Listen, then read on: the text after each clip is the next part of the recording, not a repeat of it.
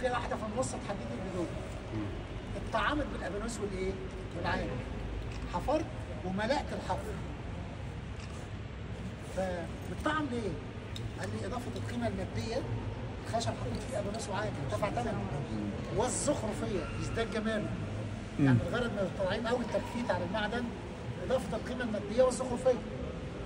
طب انت جيت على المثلث وعملت الطبق النجمي شايفه؟ واجزاء منه انصاف ووحدات فاصله بينها.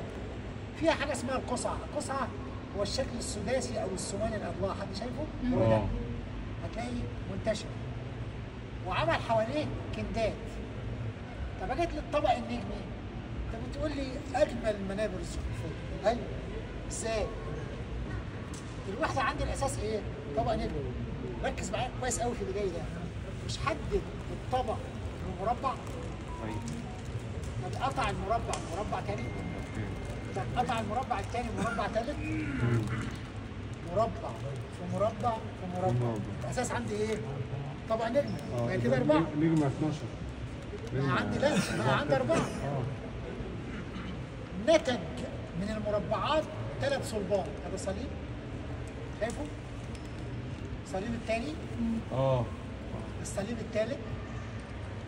ده نتج، انا مش عامل صليب، انا تقاطع المربعات عملت 3 صلبان. وثلاث مربعات 3 صلبان والاساس الطبق النجمي. يبقى كم وحده؟ 7. هذا التعقيد غير موجود في اي منبر على مستوى الدنيا. المنبر الوحيد اللي الوحده الزخرفيه فيه مكونه من 7 وحدات زخرفيه. وانتشرت بقى. تمشي طول ما انت ماشي هتلاقي. انا جنبي واحد اهو، هذا طبق. الصليب فين؟ هذا مربع، شايفه الاول؟ طب المربع الثاني حد شايفه؟ طب المربع الثالث حد شايفه؟ يبقى انا عندي 3 مربعات. نتج منهم ايه؟ هذا صليب. وده الثاني. مش كده؟ وده الثاني. الاساس الطبق النجمي اللي عدد سنان الترس تساوي اللوزات تساوي الكبدات. قلنا الترس والكبده تاثير الفن المسيحي على الفن الاسلامي. دخلت اللوزه ظهر طبق نجمي جديد اقدم ظهور ليه سنه 679 هجري 1278 ميلادي، فتره الناصر محمد ابن قلاوون، لا فتره المنصور قلاوون. تمام؟ كان عملوا بيه بيكتبوا كان فين؟ في جامع صالح طلائع. ثم ظهر على باب صالح طلائع اللي صفحه برضه بيكتبوا جوكندار. ثم ظهر على باب منصور قلاوون في مجموعته بعدها بسنه. يعني الامير سبق سلطانه في اكتشاف الطبق النجمي المكتمل. في بعض الكتب كتبت ايه؟ ومنبر السيده رقيه المنقول او المتحرك اللي موجود في المتحف الاسلامي عليه بدايات طبق نجم. غلط. مفيش غير الترس والكنده. مفيش لوزه. محدش يقول لي بدايات. طبق النجم طبق نجم بيتكون من 3 ايه؟ مكونات. وبدايه ظهوره في القرن السابع الهجري ال 13 ميلادي. هتقول انا بروح الكنيسه المعلقه ودي قرن رابع اواخر القرن الرابع وعليها طبق نجم. العام الجديد سنه 1775 على يد المعلم ابو عبيد الفزام، هو الذي عمل الاحجبه الخشب هناك. يعني في القرن ال 18. انا عندي هي من القرن ال 13. كونك تقلد عادي. هتقول لي هقول لك وعمل رمزيه. اذا كان عندي انا 8 و12 و14 و16 تطور. هو اصر على 10 وال12. 10 الوصايا 10 سيدنا موسى، 12 حواريين. 12 حواري. بس هتلاقي 14 و16 ولا 8. 10 و12. عشان يبقى في رمزيه. انا ما عنديش رمزيه، انا باخد الوحده الزخرفيه كما هي عليه. تمام؟ بص للقله اللي فوق كده هتلاقيها مزخرفه باشكال متماثله وبالالوان اللاكيه. اذا وجدت الوان لاكيه على الخشب فانت بتدور على عثمانيه. حاكي جمع الازرق. ايا كان.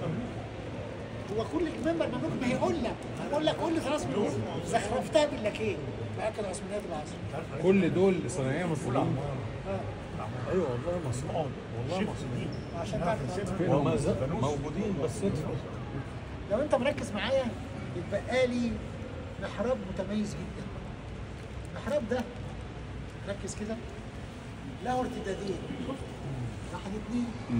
الارتداد الاولاني ده بص كده اللي داخله لها صدر مقرنص.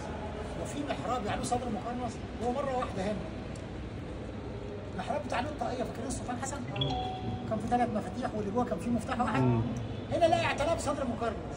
لو وجدت محراب يعتني صدر مقرنص انا في الرفاع. تمام؟ في المحراب الطاقيه نفسها المفتاح بتاعها مش واخد شكل التاج الملكي اهو، ودي الماسه اهي اللقعه بتاعت التاج. حد شايف التاج ده؟ كشاف. يعني انت لو انت وقفت ورا شويه كده هتشوف ان دي تاج ملكي، ودي الماسه اللي بتنزل بالتاج على القوره كده. نعم. لا طب قوم يعمل كده وشوف عليها من بعيد هتشوف شكل التاج الملكي اللي بيلبسه الملك، ودي الماسه اللي بتبقى على القوره على الجبهه. المفتاح الداخلي الماسه والمفتاح الخارجي التاج. يبقى ده علامتين. زي التاج العثماني. نعم.